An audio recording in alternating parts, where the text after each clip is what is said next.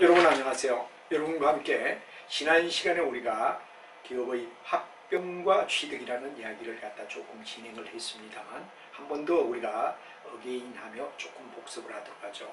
우리가 일반적으로 기업이 합병한다 이럴 때 합병은 바로 대등한 입장에서 동등 입장에서 이들은야 지분을 주며 그 회사를 흡입하든지 아니면 대등관계에서 새로 만들든지 여하튼 상대 쪽을 갖다 지분을 주며 유인하는 이야기가 바로 합병이다. 이렇게 되죠. 대등의 관계, 동등의 관계다. 이렇게 우리가 말합니다. 그래서 합병의 경우는 거의 대다수가 대등이다. 이렇게 우리가 말할 수 있죠. 대등이다. 또 하나는 동등의 입장에서 이들은야 하고 궁극은 지분을 줘서 바로 어떤 회사를 갖다가 영입시키는 걸 합병이라고 말할 수 있다. 이렇게 되죠. 그러나 취득은 뭐냐? 아예 얘들은야 그럼 자산을 취득하든 주식을 사든 완전히 뭐가 되느냐 그러면 일종의 하나의 인수의 개념이다 이거죠. 돈을 주고 자산을 갖다 주고 또는 주식을 갖다가 얘들은야 그럼 완전히 바잉하는 형태를 갖다 우리가 얘기한다. 이렇게 우리가 얘기하죠.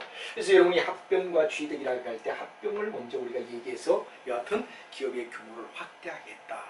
여러 가지 면에서 기업이 확대가 됨으로 해서 얻어지는 이득이 많죠. 외국으로 볼 때 신용도도 높아지고 생산의 단가를 갖다가 되죠. 규모를 넓힘으로 해서 대량 생산에 의한 바로 이득도 볼 수가 있고 또 여러 가지 고객들에게 좋은 이미지를 갖다 더 상승시킬 수 있는 이야기가 있기 때문에 기업의 규모를 확대하기 위한 방법의 하나가 합병과 취득이라는 이야기가 나오죠. 그래서 합병은 바로 대등 동등의 입장에서 지분을 주고 어떤 면에서 우리가 영입시킨다.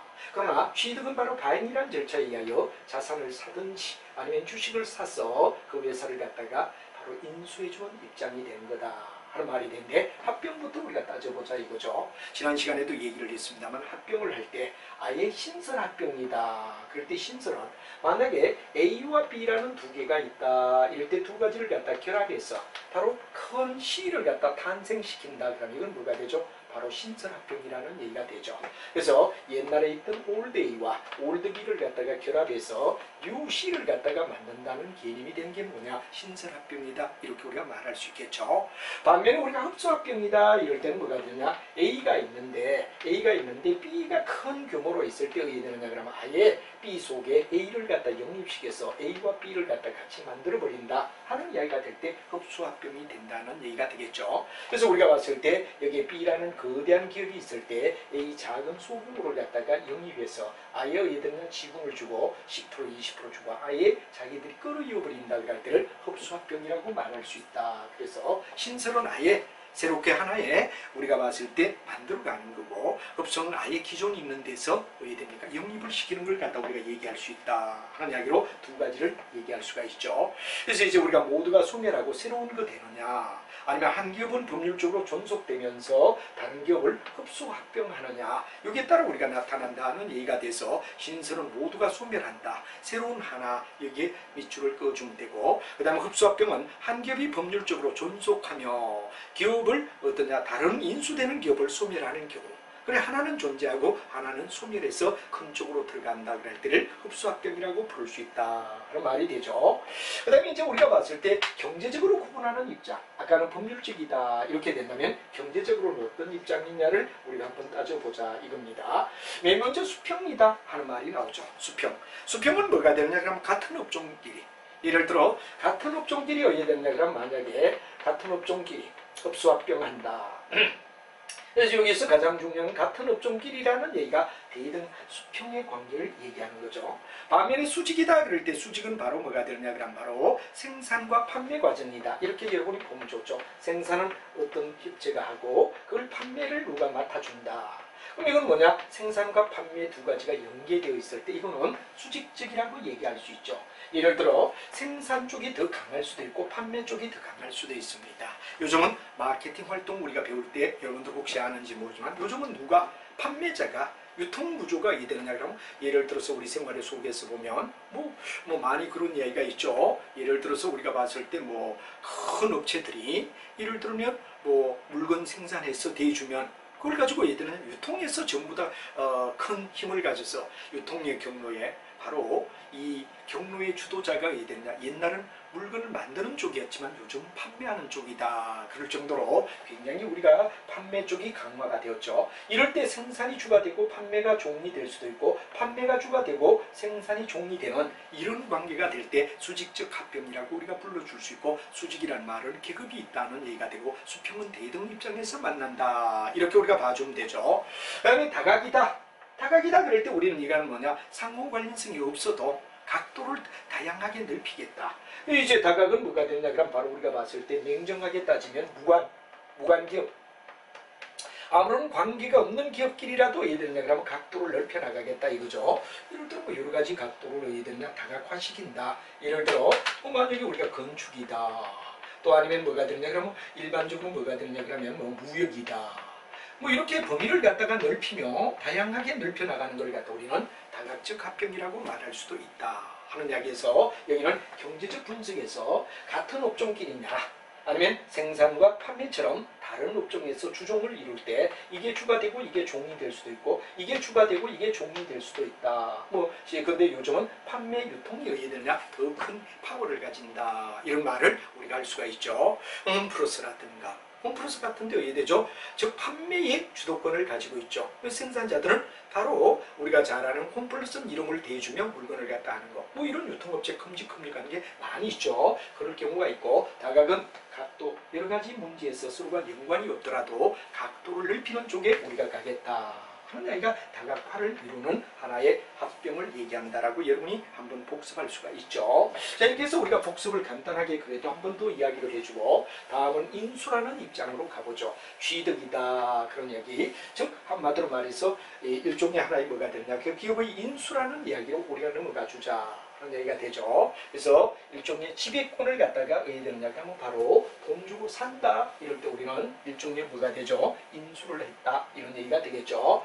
자, 그럼 여러분하고 같이 한번 우리가 쭉 본다면 뭐가 되느냐 하는 얘기가 되는데, 내용을 갖다 한번 살펴보면 바로 이런 얘기가 될 겁니다. 자, 아까도 말했지만 취득을 하는 겁니다. 아까는 지분을 주고 서로 대등 입장에서 몇 프로 정도는 네 지분을 주겠다 하고 합병을 했다면, 이번에는 아예 사는 이야기, 바잉의 입장이 될 때 우리는 지배권을 산다라고 얘기하죠. 지배권을 찬다. 지난 시간에도 얘기를 했습니다만 이 부분은 한 번 더 우리가 잡아줄 필요가 있다 하는 이야기로 반복이 되지만, 한번 여러분이 인내를 가지면 쭉 같이 한번 봐주죠. 그럼 여기는 맨 문제는 뭐가 되냐, 자산을 취득한다. 자산을 돈 주고 사버리겠다 하는 이야기가 자산의 취득을 통하여 바로 예를 들냐 그러면 바로 경영권을 흡수한다 이러죠. 자산의 취득은 법적 효력으로 경영 지배권까지 흡수하며 경영들 간의 합의에 의하여 바로 이루어지기 때문에 부작용이 적다. 그렇죠. 아무래도 이제 합의에 의한 뭐가 되느냐 그럼 바로 여러분들 중요한 합의에 의한 취득이다 이렇게 우리가 얘기하죠. 그래서 일단 돈 주고 사기 때문에 합의가 되지 않으면 이건 있을 수 없는 이야기, 합의에 의하여 어떤 회사를 취득했다. 바로 자산의 취득. 여기는 중요한 이야기는 바로 경영자들의 간에 합의가 되어서 예들냐 인수가 되기 때문에 부작용이 없다 하는 이야기가 바로 좋은 의미다 이거죠. 그 다음에 이제 우리가 중요한 건 주식을 갖다가 돈 주고 사서 예들냐 하면 인수하겠다 이런 얘기가 되죠. 그래서 우리가 일반적으로 봤을 때 첫 번째는 대주주들로부터 주식을 사는 방법, 두 번째는 시장에서 공개적으로 주식을 갖다 사는 방법, 그리고 우리가 일반적으로 봤을 때 공개 주식, 공개 매수라는 이야기를 갖다 하죠. 그래서 텐더오버, 테이크 바이드라는 말을 갖다 쓰는데 주식 공개 매수다 이거죠. 이 공개 매수를 할 때는 두 가지 입장입니다. 우호적이냐, 적대적이냐 하는 말을 갖다 쓸 수 있죠. 비교적 우호적이다 그럴 때 우호적은 이미 어디에 되느냐 우리가 잘 알지만 바로 회사의 경영진끼리 협상이 있을 때, 한마디로 말하면 경영진 간에 협상이 있다. 경영진 간에 협상에 의하여 사고 판다. 이렇게 되면 이건 뭐가 되죠? 우호적이라고 우리가 말할 수 있습니다. 그러나 우리가 만약에 경영진의 의사와 관계없이, 경영진의 의사와 협상이 없이, 의사와 관계없이, 예를 들어 전혀 기존 뭐가 되느냐면 경영진, 기존 경영진과는 의사의 관계는 아무 관계, 의사의 협력이 없이 스스로 자기가 어디 되느냐 사서 그 회사를 인수하겠다. 이럴 때는 이거는 적대적 공개매수라고 우리가 부른다 하는 말이 되죠. 어떤 사람이 그 회사의 주식을 공개적으로 해야 되느냐 그러면 50% 이상을 보유하가 바로 그 회사를 지배하겠다. 근데 만약에 여기서 협상이 없이 이루어진다. 그럴 땐 뭐가 되느냐 우리가 일반적으로 봤을 때 하나의 내용이 되고 뭐 주식 공개 매수는 일종의 텐더라는 말은 우호적이라는 얘기를 나타내죠. 그 다음에 테이크오버는 바로 여러분 잘 알지 뭐가 됩니까? 일종안의 적대적이라는 말이 되고 비드는 뭐가 되냐면 바이드는 바로 입찰을 얘기한다. 그런 용어도 알아다가 TO 뭐가 되냐 그럼 B라는 말을 쓰기도 하더라. 그 말 텐더에다가 여기에 오퍼에다가 그 다음에 바이드라는 말의 약자를 따서 주식 공개 매수인 TOB를 갖다 여러분들 기억해 주시면 좋은데 우호적이냐 적대적이냐 하는 이야기는 우리가 얘기할 수 있다 하는 이야기로 인수의 경우를 우리가 살펴봤습니다. 물론 앞쪽에 배웠지만 조금 우리가 가끔 가다가 반복되는 부위도 있을 수 있는데 재무관리 쪽에서는 굉장히 중요한 영역이기 때문에 인수합병에 대한 이야기 그 다음에 인수에 대한 이야기도 이렇게 우리가 나눌 수가 있다 하는 이야기를 여러분이 먼저 이해를 하시고 한번 쭉 우리가 다시 한번 살펴보며 진행을 하도록 하죠. 자 이렇게 해서 우리가 쭉 앞에 배웠던 내용들을 한 번 더 정리를 우리가 쭉 하며 인수까지 합병과 인수라는 얘기까지를 정확하게 우리가 한번 살펴봤다 이겁니다. 그럼 이번에는 기업의 지배를 갖다 위해서 기업의 지배권 시장 하는 말인데 지배권을 확보한다. 지배권을 확보하는 말은 주식회사는 뭐가 됩니까? 주식 보유에 뭐가 되냐 그럼 바로 1주의 1의결권입니다. 내가 100주를 가지고 있다면 100개의 의결권이 있는 거죠. 내가 10,000주를 가지고 있다면 10,000개의 의결권이 있는 거죠. 그래서 여기서 지배권은 궁극은 뭐가 되느냐? 주식을 확보해서 얼마나 의사결정권을 갖다 많이 가지느냐? 이게 바로 어떤 면의 지배권 확보라고 말할 수가 있죠. 그래서 지배권을 확보한다 그럴 때 굉장히 중요한 이야기는 지배권을 확보를 위한 방법을 말하라. 그럴 때는 주식에 대하여 뭐가 되느냐? 공개 매수. 주식을 갖다 시중에서 공개적으로 산다라는 게 공개 매수가 되겠죠. 두 번째는 뭐냐? 백지위임장. 백지위임장이라는 말은 바로 일부 주주들이 많은 주식을 가진 사람이 그냥 의되죠. 네가 알아서 해라. 자기 의사결정권을 넘겨주는 걸 갖다 우리는 백지위임장 투쟁이라고 말하죠. 그 다음에 우리가 해야 되느냐? 돈을 빌려서 만약에 담보로 해서 차익 매수라는 말이 나옵니다. 은행에서 돈을 갖다가 자기가 인수할 회사에 뭐가 되느냐 그러면 바로 내가 인수할 때 이걸 담보로 잡겠다. 돈을 달라. 그러면 이건 뭐가 되느냐? 돈을 차입해서 매수하는 방법을 차입 매수. 그래서 우리가 일반적으로 지배권을 확보하는 방법에는 재무관리 쪽에서 우리가 얘기할 때 지배권을 어떻게 확보하죠? 하는 이야기는 첫째는 주식을 그냥 샀어. 두 번째는 많은 주식을 가지고 있는 대주주를 끌어안는다 이거죠. 그래서 경영의 의사결정권을 갖다가 그냥 위임받았어. 세 번째는 뭐가 되느냐 그러면 담보를 잡아서 바로 돈을 부어가지고 매수를 하는데 특히 차익 매수 중에는 경영자 중에 유능한 사람이 바로 한 사람이 그 자기 회사를 담보로 해서 바로 여러분들 MBO라는 말이 나옵니다. MBO라는 말이 뭐가 되느냐? 목표 관리라 그래서 바로 이런 매니지먼트 바이 오브젝트라는 말을 갖다 가져서 옛날에 MBO라 그랬죠. 상사와 부하가 같이 만나서 너의 의사는 여기까지 진행을 하면 된다 하고 결정을 해서 다음에는 평가할 때 너가 달성했다 못했다 이렇게 따지는 걸 바로 목표 관리 MBO라고 우리가 배웠습니다. 그죠? 그 다음에 또 하나 중요한 이야기는 차익 매수에서 경영자 매수라는 말이 나옵니다. 한 유능한 경영자가 바로 인수될 회사에 뭐가 되느냐 그러면 지배권을 물건을 은행에 담보로 주고 돈을 빌려서 해야 되느냐 그러면 바로 차익 매수다. 그럴 때 특히 한 경영자에 의하여 이루어지는 차익 매수를 우리는 뭐라 그러냐 바로 경영자 매수라 그러며 매니지먼트 바이아웃. 이때 바이라는 말은 이때는 산다는 얘기가 되죠. 그래서 MBO 그런 말은 두 가지 뜻이 있다는 게 경영학에서 매우 쓰여지죠. 목표 관리. 두 번째는 경영자 매수 같은 개념을 알아두며 특히 차익 매수를 LBO라고 하더라. 바로 여러분 잘 알지만 뭐가 됩니까? 레버리지다. 부채라는 얘기가 되죠. 바이아웃 그럼 매수라는 얘기가 되죠. 그래서 LBO라는 말을 쓰기도 하고 특히 한 경영자에 의하여 바로 담보를 잡고 그 회사를 담보로 해서 해야 되느냐 그러면 만약에 경영권을 산다 그럴 때를 MBO라고 말할 수 있다 하는 말이 되죠. 그래서 LBO는 돈을 담보로 해서 쭉 빌린다는 이야기가 LBO입니다.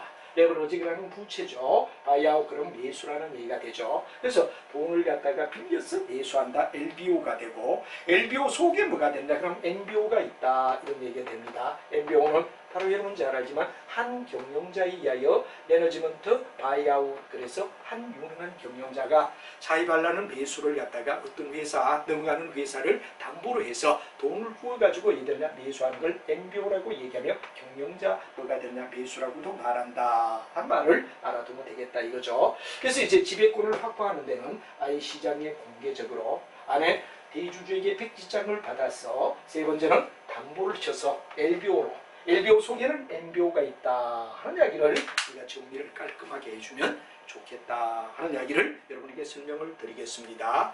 자, 그 다음에 이제 우리가 중요한 이야기는 적대적 M&A 방법이다 하는 말이 되죠. 예를 들어 우리가 합의에 의하여 어떤 매수를 하는 게 아니라 공개적으로 매수를 한다. 그럴 때 굉장히 공개적인 주식 매수. 일반적으로 봤을 때 공개적인 매수다 이렇게 되죠. 그래서 적대적 M&A라는 말의 자체가 일종의 뭐가 되는가 그럼 바로 공개 매수를 통하여 하는데 합의가 되지 않는 채 만약 우리가 어떤 회사를 갖다가 M&A 하겠다. 그러면 자연지 기존에 있는 뭐가 됩니까? 경영진은 방어를 펴고 방해를 펼 거다. 이런 얘기가 되죠. 이런 경우를 적대적 M&A라고 불러준다. 즉 합의가 없습니다. 합의 없이 그 다음 일방적으로 이게 되는가 그럼 만약에 일방적 M&A 이게 될 때 뭐가 되느냐 그럼 우리가 봤을 때 궁극은 일방적인 M&A가 될 때를 우리는 바로 적대적이라는 말을 쓴다. 그래서 적대적은 바로 공개 주식 매수에서 적대적인 인수가 증가되고 있죠. 이럴 때는 뭐 해야 되느냐 바로 자신들에게 유리하게끔 합병하려고 노력하고 그 다음에 기존 주주 극의 경영진들은 합병이 돼야 할 회사는 방어적으로 나오겠죠. 자기들이 손해를 적게 보겠다. 이런 입장에 방어수단으로 간다. 그래서 굉장히 중요한 이야기는 바로 인수하는 입장에서는 뭐가 되느냐 그러면 유리한 결과를 바랄 거고 그다음 뭐가 되느냐 그러면 인수를 당하는 입장에서는 뭐가 되느냐 그러면 바로 방어수단을 강화할 거다. 하는 이야기가 굉장히 중요한 이야기가 되죠. 그래서 방어를 하느냐 아니면 유리한 결과를 가지고 올라가느냐는 시각적 차이. 그렇죠. 만약 회수를 갖다가 인수하겠다는 쪽은 유리한 결과를 유도할 거고 그 다음에 흡수가 돼야 될 입장에 있는 모인 사람들은 방어수단을 강구할 거다. 이런 얘기가 되죠. 이럴 때 이 두 가지 관계를 갖다 우리는 뭐라 그러냐 적대적 M&A라고 말할 수 있다 하는 이야기를 정리를 해주면 되겠죠. 자, 그러면 이제 그 속에서 적대적 M&A의 방법을 갖다 우리가 한번 보자 이거죠. 여기는 첫째 정관을 개정한다. 정관은 회사의 법을 갖다 우리가 정관이라고 얘기하죠. 마치 우리가 민법이 있고 상법이 있고 특별법, 보통법, 그 다음에 정관은 회사의 법을 갖다 얘기한다라고 우리가 자주 얘기를 들었을 겁니다. 그러면 여기서 정관을 개정한다 그러는데 초다수 의결 결정이라는 말은 뭐냐? 합병을 할 때는 원래는 지분이 50% 이상만 가지면 주도권을 가지지만 예를 들어 의결권을 갖다 최소한 70%, 80% 주주들의 찬성이 70% 이상이어야 뭐가 되느냐? 합병이 가능하다. 아니면 80% 이상이 돼야 뭐가 되느냐? 가능하다. 이와 같이 바로 쉽게 얘기하면 주주들의 의사결정을 갖다 의결권을 초다수 의결권이라는 말은 통상은 50%인데 70%가 되어야 80%가 되어야 우리는 뭐가 되느냐? 합병을 인정하겠다. 그러면 많은 주주가 동참해야 되니까 여기 되죠. 방어가 된다. 방어수단이 될 거 아니냐. 초다수 의결 결정이다 하는 말이 되죠. 그 다음에 두 번째는 기존에 있는 뭐가 되느냐가 하면 바로 회사의 임기를 똑같이 맞춰주면 인수하는 쪽에서 일괄 처리해버리겠다 이런 마음인데 임기가 왜 됩니까? 이사마다 각각 임기가 좀 다르다. 일괄 처리가 안 된다 이거죠. 그래서 가능하면 임기 만료를 갖다가 분산시켜버려라. 이 두 가지가 뭐가 됐냐? 정관에 개정된 정관 속에서 이됐냐? 방어를 펴주는 입장이다. 이런 말이 되죠. 그래서 이제 결국은 초다수 의결권을 취할 수도 있고 그 다음에 임기를 만료시켜서 분산시켜서 절대 행동의 통일성을 못 가져오게끔 만든다. 이거는 정관의 개정에 의하여 바로 방어하는 수단 또는 유리한 결과를 갖다 취득하겠다 할 때 방리를 펴는 하나의 방법이다. 이렇게 우리가 되겠죠. 정관 속에 나오는 초다수 의결 원래 50%면 되는데 70%, 80%. 그 다음에 임기를 갖다 분산해서 얘들이냐 일괄 처리 못하게끔 방거를 편다. 이 두 가지가 정관에 의하여 뭐가 되느냐 바로 방거를 펴는 방법이다. 이렇게 되겠죠. 그다음에 이제 재매입에 대한 뭐가 되느냐 불가침이다. 이건 뭐가 되느냐 그럼 바로 누구 하나가 자기 회사의 주식을 꾸역꾸역 해야 되느냐 그럼 바로 사고 있더라 이거죠. 이럴 때 공개 매수를 못하면 공개 매수를 하지 마라. 협상을 하는 겁니다. 공개 매수를 하지 않으면 내가 프리미엄을 붙여서 네 자태에 의해 되느냐 지금까지 산 뭐가 되느냐 주식을 내가 다시 사주겠다. 아마를 자사주를 매입하겠다 이거죠. 자사주를 매입하겠다. 그럼 네가 지금까지 열심히 산 걸 주당 예를 들어 10,000원 주고 샀다면 내가 의해 되느냐 13,000원이라는 돈으로 의해 되느냐 사면 3,000원의 프리미엄을 주겠다. 예를 들면 이거죠. 그러면 이제 공개 매수한 부위를 갖다 하지 마라. 대신 네가 지금까지 산 주식에 대하여 3,000원씩을 붙여서 내가 다시 사주마 하는 협상을 맺는 일종의 하나의 다시는 더 자기 회사의 주식을 사지 않고 경영권 침해를 합병을 바라보는 이런 일을 하지 않겠다 하는 걸 재매입 한마디로 불가침 계약이다. 이런 말을 재매입을 차단시킨다 이거죠. 이때 나오는 중요한 얘기가 뭐가 되느냐 그럼 바로 여러분 잘 아는 내용 속에 그린 뭐가 되느냐 그럼 바로 메일이란 말이 나옵니다. 그린 메일이다 한 말을 갖다 우리가 쓰죠. 그린 메일은 바로 뭐가 되느냐 바로 녹색의 편지라는 얘기가 되죠. 녹색의 편지를 얘기한다 하는 말을 우리가 쓸 수 있는데 이게 바로 뭐가 되느냐 일종의 더 이상은 평화의 상징으로 녹색의 편지 일종의 우리가 봤을 때 뭐가 되느냐 그럼 녹색 편지라는 말을 많이 씁니다. 이 평화를 갖다가 유주하고 협상을 맺어서 더 이상은 우리 회사에 침범하지 않겠다. 더 사지 마라. 이게 재매입 불가침 계약이라고 말할 수 있다 하는 얘기가 중요한 얘기가 되죠. 그 다음에 이제 마지막은 사기업화라는 말은 차라리 상장을 우리가 일반적으로 M&A를 당하느니 뭐가 되느냐 주식 상장을 갖다 폐지하겠다. 여기서 이제 사기업화라는 말은 상장에 대한 폐지를 갖다 얘기합니다. 주식회사에서 바로 주식을 발행했는데 상장을 폐지해버리겠다. 더 이상 나가지 않게끔 상장을 폐지하겠다 하는 이야기가 바로 사기업화라는 말을 쓴다 하는 이야기를 우리가 설명할 수 있다는 얘기가 되고 그럼 이제 그 다음이 기타 바로 여러분들 방법을 우리가 또 따져보도록 하겠습니다. 자 여러분들이 이제 적대적 M&A의 정관을 개정해서 초다수 의결권 그 다음에 임기 만료를 분산한다. 그리고 재매입 불가침으로 아예 협상을 맺어서 더 이상은 우리 회사 주식을 사지 말아달라. 그 다음에 이제 사기업화, 사기업은 상장을 폐지한다는 얘기가 되죠. 이런 경우를 갖다 우리는 일반적으로 봤을 때 뭐가 되느냐 M&A의 적대적인 방법, 합의가 없는 일방적 M&A에 비용하는 조치다 이런 말을 했습니다. 자 그러면 그 이외에도 기타 방법이 있다 하는 말을 우리가 한번 살펴보자 이거죠. 기타 다른 방법은 어떤 건가 하는 이야기를 우리가 한번 살펴보고 기타 방법까지 역시 시험에 잘 나오는 내용이 되기 때문에 한 번 정도 여러분이 정리를 잘할 필요가 있다 하는 이야기로 설명을 드리겠습니다.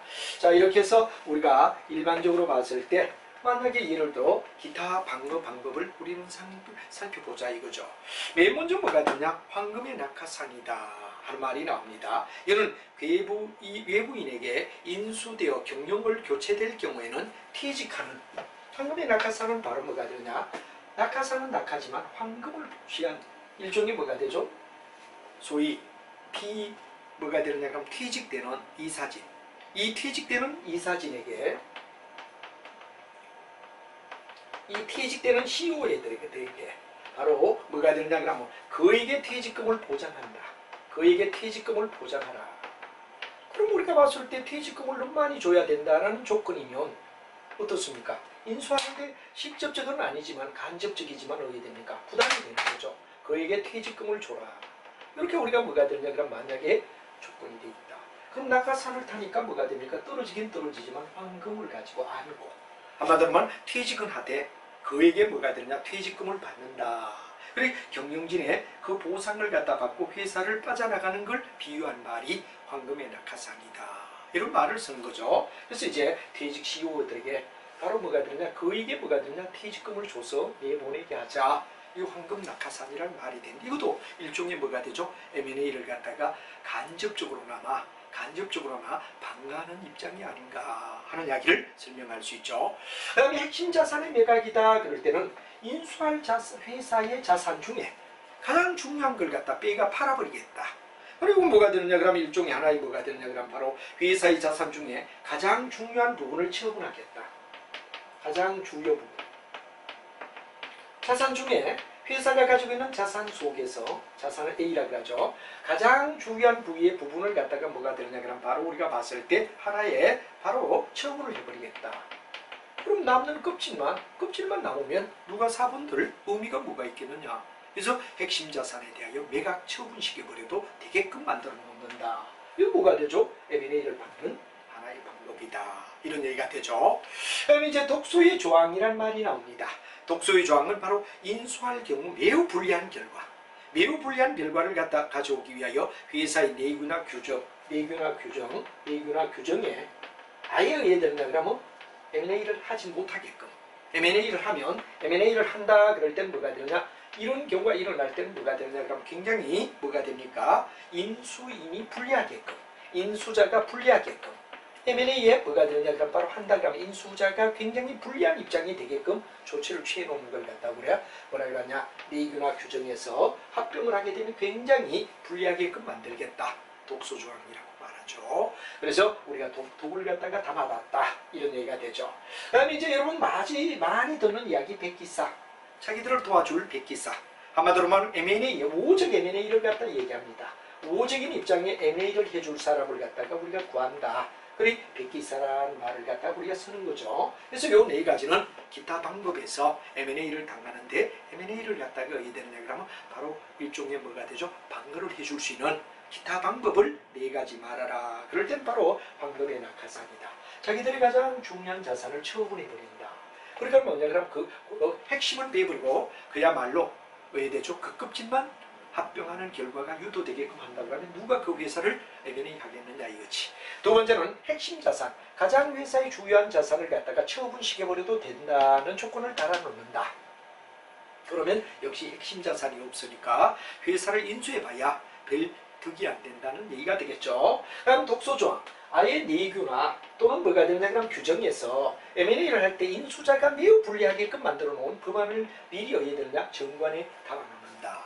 그럼 독소조항이 있으니까 인수를 했을 땐 불이익이 오니까 안 하겠다 이거죠. 그리고 이제 M&A에 우호적인 입장의 M&A가 되게끔 뭐가 되느냐 자기들과 관계가 되는 자기들을 건져줄 만한 이런 사람에게 우리가 어디에 되느냐 그러면 M&A를 갖다 하게끔 만들어준다. 그럼 이건 바로 백기사라는 얘기가 나온다 하는 이 네 가지 역시 기타 방법이기 때문에 여러분들은 깨끗하게 하나하나 정리를 잘해둘 필요가 있다 하는 말을 여러분에게 설명할 수가 있겠습니다.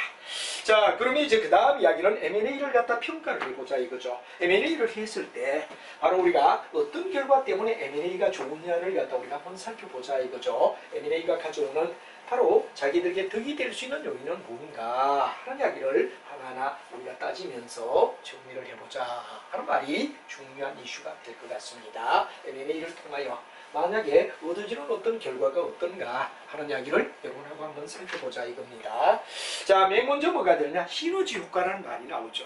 우리가 이미 많이 이야기를 들어봤지만 시너지다 그 말, 시너지는 바로 합병 이전 두 회사보다는 합병 후가 더 좋은 효과를 낸다 그럴 때 시너지라고 하죠. 그래서 우리가 M&A가 될 때는 바로 시너지 효과라는 얘기가 나오는데 시너지 효과는 만약에 V1과 V2가 따로따로 놓을 때보다는 V1, 2가 어디에 되느냐 그러면 결합했을 때 이때가 더 큰 파워를 가진다. 그렇죠? 하나나 바로 이 두 개 회사 따로따로 있을 때보다는 결합했을 때가 훨씬 더 큰 파워를 가진다 하는 이야기가 뭐가 되느냐 시너지 효과를 얘기하는 이야기다 하는 말로 설명할 수가 있죠. 하나의 개별의 V1과 V2를 갖다가 따로따로 놓는 것보다는 만약 결합한 V1, 2가 될 때가 훨씬 더 효과를 낸다는 얘기가 시너지 효과라고 말할 수 있다 하는 얘기가 되겠죠. 이게 바로 뭐가 되느냐 시너지 효과를 얘기한다 하는 얘기가 되는데 시너지 효과의 여러 가지를 우리가 한번 살펴보도록 하죠. 시너지 효과의 가장 중요한 이야기는 뭐냐 첫째는 수익에 대한 증가 현상을 유도할 수 있다. 수익이 더 늘어난다는 얘기입니다. 규모가 작을 때보다는 규모가 커짐으로 해서 수익을 더 낸다는 얘기가 되지. 그래서 맨 먼저 나오는 게 마케팅을 더 작을 때보다는 규모가 클 때가 더 효율적이지 않느냐 하는 말이 되죠. 그래서 여기는 바로 PR을 갖다 강화해서 PR을 강화한다는 얘기가 되죠. 바로 자기들의 PR을 강화해서 뭐가 되느냐 그러면 유통 채널을 강화한다는 얘기. 유통 채널이 훨씬 더 되죠. 작은 규모일 때보다는 커지고 해서 유통 채널을 갖다가 우리는 강화한다 하는 말을 갖다 쓸 수 있다는 게 아주 중요한 얘기가 되죠. PR을 많이 하고 유통의 채널을 갖다가 더 강화해 줄 수 있다. 조그만할 때는 누가 안 알아준단 말이야. 그러나 기업 규모가 어느 정도 커지면 사회적으로 명성이 나고 이름이 나니까 유통에 대한 채널을 강화해서 PR을 갖다 해줄 수 있다 하는 얘기가 바로 중요한 뭐가 되느냐 그러면 첫 번째 마케팅이 효율하다 이렇게 되죠. 그다음에 전략적 우위라는 말을 씁니다. 여러분 수없는 많은 이야기 속에 전략은 여러분 경영에서 전략은 나아갈 방향을 제시한다. 마치 항해하는 선박의 나침반을 가지고 어느 쪽으로 가는 게 유리하냐 하는 걸 결정하는 걸 전략이라 부른다. 그러듯이 여기도 전략적으로 우위에 설 수 있다 그런 말을 쓰죠. 이건 바로 여러분들 두 회사가 합병하면 경쟁적 시장 환경을 갖다가 차라리 전략적 우위를 차지한다. 그렇죠? 경쟁적 시장의 환경에서 일반적으로 맨 먼저는 치열하게 자기들끼리 경쟁을 치르다가 M&A가 됨으로 해서 뭐가 되느냐 전략적 우위를 갖다 취급한다는 이야기, 전략적 우위를 갖다 가져올 수 있다는 이야기. 그렇죠? 치열하게 싸우다가 하나가 되었으니까 전략적으로 같이 하나로 묶어버리니까 전략적 우위를 가져올 수 있다는 이야기가 되는 거죠. 그 다음에 여러분들 중요한 이야기는 시장의 지배과 독점 지배력이라 그러는데 자연지 규모가 커지니까 시장에서 위치가 왜 되느냐 그러면 높아지죠. 왜? 조그만할 때는 큰 소리를 못 치지만 위치를 어디에 되느냐 높여준다. 위치를 높여주니까 뭐가 되느냐 발언권이 어디에 되느냐 시장에서 발언권이 강화된다 하는 말이 되겠죠. 발언권이 강화될 수 있다. 다 이게 뭐가 되느냐 독점 지배력을 가진다는 얘기와 똑같은 얘기가 되죠. 그래서 궁극은 이러한 세 가지가 뭐를 수익을 갖다 높이는 데 관계가 되는 수익을 높이는 데 관계가 되는 이야기. 마케팅을 효율적으로 한다. 전략적으로 우위로 간다. 시장에 대한 독점과 지배력을 가진다는 얘기. 수익의 증가 입장으로 우리가 볼 수 있다. 그럼 이번에는 거꾸로 비용이 감소되는 입장으로 우리가 살펴보자 이거죠. 자, 우리가 아까 수익은 창출되고 비용은 뭐가 되느냐 감소되라 이런 말이 되죠. 이게 가장 첫 번째가 규모경제라는 말이 됩니다. 여러분 잘 알지만 규모경제는 바로 학습곡선이라는 얘기에 의하여 몇 번 나왔던 이야기가 되죠. 바로 여러분 잘 알지만 규모경제는 생산량 Q를 갖다가 우리가 만약에 여기에 두고 그 다음에 단가를 여기에 놓았을 때 많이 생산하면 생산한 만큼 이렇게 된다. 물론 여기는 뭐가 됩니까? 시설에 뭐가 되느냐 그럼 완비 수준. 시설이 완비되는 요 수준까지는 계속 할 수 있는 범주까지는 공이 된다 이거죠. 그러나 이게 뭐가 되느냐 시설이 완비된 수준을 넘어섰을 때 어떻게 되느냐 오히려 올라간다. 그래서 여러분 경영학에서는 이걸 올라갈 때 비상대책을 어떻게 세우느냐. 갑자기 현대가 300만 대 자동차 생산할 수밖에 없는데 400만 대, 500만 대가 나온다 그럴 때는 비상수단을 의해서죠. 이게 바로 여러분들 총괄생산관리다 하는 생산관리의 총괄생산.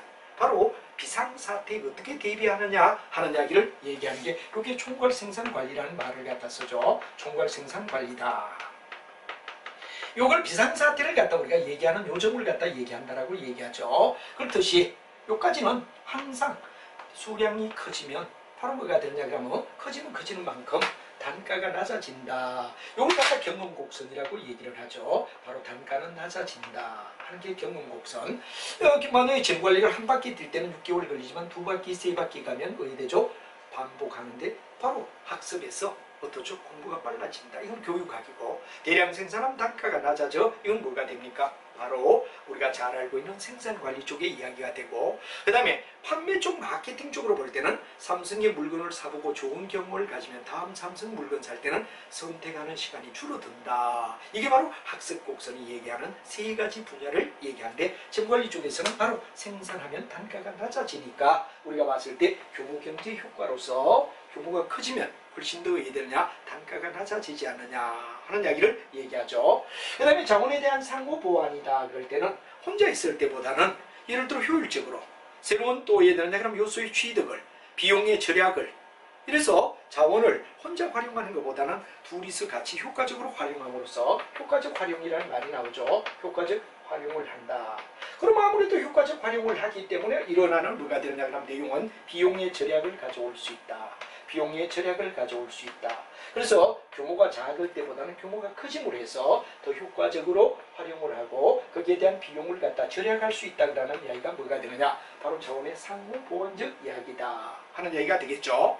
그 다음에 이제 아주 중요한 이야기는 우리가 두 회사가 결합됨으로 해서 A 회사가 CEO가 3명, B 회사가 4명이다 그러면 바로 합했을 때는 7명까지 필요가 없다 이거지. 그래서 우리가 중요한 게는 바로 중복되는 경영자를 갖다 해야 되느냐 그러면 경영자 수를 바로 우리가 봤을 때 줄일 수 있다. 그럼 쓸데없이 경영자에게 나오는 CEO에 나가는 비용을 갖다 우리는 월급을 그만큼 줄여줄 수 있지 않느냐. 그래서 비효율적인 경영진의 교체.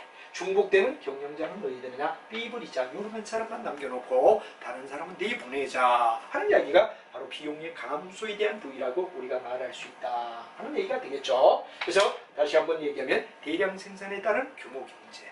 조그만한 기업일 때보다는 두 개가 병합해서 생산량이 늘어나니까 규모 경제 효과를 내고 그 다음에 두 곳에서 서로가 상호 보완적으로 자라기 때문에 자원에 대한 보완이 되고 비효율적인 경영진을 우리는 뭐 A 회사, B 회사 두 개가 병합이 된다면 A에 3명, B에 4명이었다면 나중에 한 5명 정도로 7명인데 2명 정도 내보내도 되지 않느냐.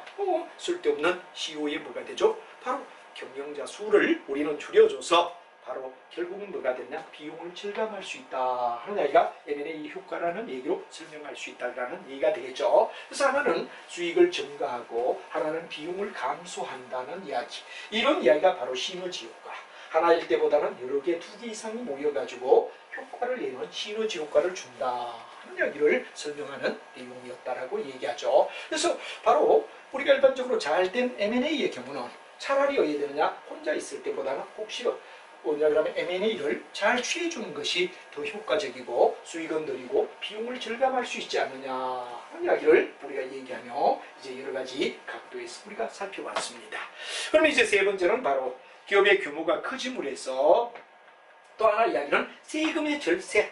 일종의 절약이라는 말을 갖다 쓰는데 절약의 세금을 갖다 우리는 일반적으로 절세라는 말을 많이 쓰죠. 절세한다. 이 말은 뭐가 되느냐 그러면 바로 우리가 합병될 때 P기업이 장사가 안 됐기 때문에 P기업 될 거란 말이야. 그죠? P인수기업이 2월 결손금이 있다. 한마디로 P인수기업이라는 말을 쓰죠. 바로 인수를 당하는 기업은 틀림없이 정상적으로 해야 되느냐? 영업을 하겠다면 인수당할 이유가 없죠. 인수할 필요가 없지. 자기가 끝까지 버틴 일 텐데 P인수기업이 뭐가 되느냐 그럼 바로 결손금이 있다 이거죠. 이 2월 결손금을 어떻습니까? 바로 같이 더하는다 이거죠. 이 2월 결손금이 넘어오니까 바로 세금이 어디 되느냐? 합병 후에는 이게 반영이 되니까 합병 후에 됩니까? 합병 후에는 바로 우리가 봤을 때 뭐가 되느냐 그러면 바로 합병이 되고 나면 세금을 절세할 수 있다 이런 얘기가 되죠. 합병 후는 절세가 가능하다. 그래서 우리가 일반적으로 봤을 때 왜 2월 결손금을 그대로 반영해 주기 때문에 합병 후에는 오히려 전체적인 입장에서 절세가 되지 않느냐 하는 이야기가 바로 우리가 봤을 때 세금의 절약의 효과라고 말할 수 있다 하는 얘기가 되겠죠. 그 다음에 이제 우리가 봤을 때 뭐가 되느냐 M&A를 하면 재무의 시너지 효과라는 말이 나옵니다. 재무의 시너지 효과는 뭐가 되느냐 그런 얘기가 되는데 바로 기업의 가치는 전에도 말했지만 CT의 1 플러스 R에 뭐가 되느냐 그러면 바로 T다 하는 말을 우리가 쓰죠. 그래서 일반적으로 뭐가 되느냐 그러면 T는 1부터 뭐가 됩니까? N까지다. 이게 바로 뭐가 되느냐 그러면 이자율을 얘기하는 거죠. CT는 바로 현재 뭐가 됩니까? 캐시가 나오는 이야기가 되죠. 근데 여기에서 우리가 중요한 이야기는 뭐가 되느냐 그러면 바로 중요한 이야기 여기에 나오는 요 R 또는 K 차범 비용 이자가 어디 되느냐 사게 들어온다 이거지. 왜? 규모가 작으면 이자율을 많이 줘야 되지만 예를 들어 규모가 크다 이럴 때 은행에서 돈 빌려줄 때는 바로 퍼센테이지가 낮아진다 이거죠. 금리가 낮아질 수 있다 이거죠. 그래서 여기에 K인 금리를 갖다 해야 된다. 그럼 바로 할인을 갖다 받았기 때문에 할인을 받다 보니까 나가지면 분모가 작아지면 기업의 전체 분자의 가치는 넓어지지. 그래 재무의 시너지 효과라고 얘기하더라. 우리가 일반적으로 기업의 규모가 합병이 되어서 커지면 은행 같은 데서 돈을 빌려줄 때 예를 들어 K가 옛날에 요구가 10%였다. 이러면 K가 얼마냐? 요구율이 7%다. 그럼 3%만 낮아져도 이 CT는 똑같으니까 뭐가 되냐? 기업의 가치 V는 그대로 이대죠. 높아질 거다. 하는 이야기가 바로 세금의 뭐가 됩니까? 재무의 시너지 효과다. 재무의 시너지 효과라는 얘기를 쓸 수 있다. 하는 이야기를 또박또박 정리해 주시기 바랍니다. 요까지가 시너지입니다. 요까지가 시너지죠. 다시 한번 얘기하면 시너지는 바로 하나일 때보다는 두 개가 결합이 될 때 오히려 더 큰 효과가 있다. 그래서 V1 플러스 V2는 V12보다 어떤 얘기를 하면 작다. 의 V12가 크다. 이게 시너지를 얘기하는 얘기가 되고 시너지 속에서 아까 얘기했지만 수익이 증가된다. 두 번째는 비용이 감소된다. 세금을 절세한다. 네 번째는 재무의 시너지 효과, 기업의 가치인 V를 갖다가 해야 되느냐 그러면 바로 이 K가 자가짐으로 해서 할인을 해줌으로 해서 전체 기업의 가치는 높아진다. 여기까지가 바로 시너지 효과를 얘기하는 이야기였다. 이렇게 우리가 되죠. 그 다음에 이제 우리가 두 번째 저평가설이라는 말이 나옵니다. 저평가설은 뭐죠? M&A가 만약에 되고 M&A가 될 때는 저평가 대상 기업을 자, 저평가 대상 기업을 갖다 우리가 합병을 했다라고 얘기하죠. 합병을 하면 자, 이제 저평가설은 뭐가 되느냐? 우리가 일반적으로 봤을 때 저평가된 만큼 자본의 증가를 가져올 거다 이거죠. 자본의 증가, 저평가만큼 평가가 덜 된 만큼 뭐가 되느냐? 자본의 증가를 가져온다. 이게 뭐가 되느냐? 그럼 바로 여러분들 잘 알고 있는 저평가설이란 말이 되지. 예를 들어서 회사가 저평가가 될 수밖에 없죠. 그럼 이 저평가 대상이 되는 내용을 합병을 했단 말이야. 합병을 하면 반대로 저평가된 만큼 뭐가 되느냐? 바로 전체로 볼 때는 자본이 늘어날 거 아니냐 하는 말이 바로 저평가설을 얘기하는 중요한 이야기. 이게 두 번째 이야기다. 이렇게 되죠. 그 다음에 경영자주의 가설이라는 말이 나옵니다. 경영자가 자신의 이익을 위하여 M&A를 할 것이다. 바로 경영자의 뭐가 되느냐 그러면 바로 주의 가설이라는 말이 나오죠. 이 말은 바로 뭐가 되느냐 그러면 합병은 주주 이익을 위해서가 아니라 경영자 이익을 위하여 어떻게 되느냐 그러면 한다라는 얘기가 나온다 이거죠. 그래서 이제 M&A를 시도하는 데서 조심해야 할 이야기는 진짜 주주를 위해서 M&A를 하는 게 아니라 경영자를 위하여 뭐가 되느냐 그러면 바로 우리가 봤을 때 M&A를 할 수가 있다. 이 M&A를 경영자를 위한 뭐가 되느냐 그러면 M&A가 될 때는 조심해야 된다는 얘기를 갖다가 경영자주의 가설이다 이런 말이 되죠. M&A를 경영자를 위한 누구를 위한 게 아니라 바로 주주를 위해 해야 되는데 주주를 위해서 하는 게 아니라 바로 경영자를 위해서 할 때가 문제점이다. 그러니까 경영자주의 가설이라는 말이 나온다. 이런 말이 되죠. 그 다음에 이제 여러분 잘 알지만 주주의 어려움을 갖다가 우리가 항상 뭐가 됩니까? 주주가 시효를 못 미다는 이야기를 대리비용, 대리이론이라고 얘기를 하죠.